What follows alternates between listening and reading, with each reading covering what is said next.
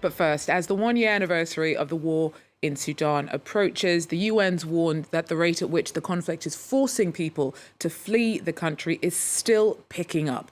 More than 8.5 million people have been displaced. Almost 2 million have become refugees. At least 15,000 have been killed, all since a violent power grab erupted between the military and the RSF paramilitary force last April.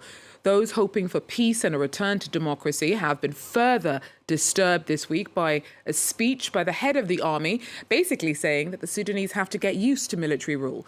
al-Burhan said that the war marks a new era for Sudan and rules out any sharing of power with civilians. Our regional correspondent in Nairobi talks us through. There is no turning back, no return to what existed before April 15th, 2023, October 25th, 2021, or April 2019. To understand why the civil society is worried by this speech, you have to understand two of the three dates that he mentioned during his address to the nation. First, October 2021. It's a reference to the military coup that he led against the civilian transitional government led by Hamdallah Hamdok. At that time, this government was supposed to organize the country's transition to democracy. And then April 2019. It's a reference to the peaceful revolution that ended the 30 years long rule of Omar al-Bashir. At that time, hundreds of thousands of people were demonstrating in the streets of Khartoum asking for full democracy in Sudan. So what can we understand from Burhan's speech?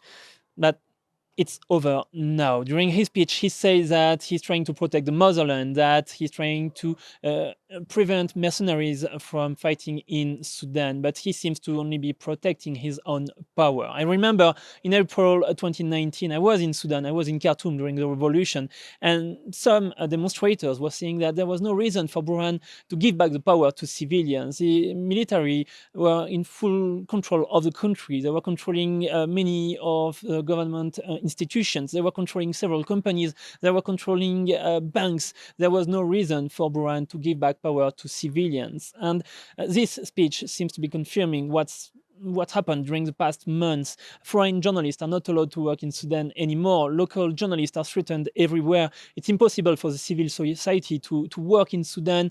And politicians are even threatened to be arrested if they return to Sudan to try to find solutions to the current crisis. So is Burhan trying to protect the country, or is he trying to protect himself and his own power? Many civilians believe that it's the second option.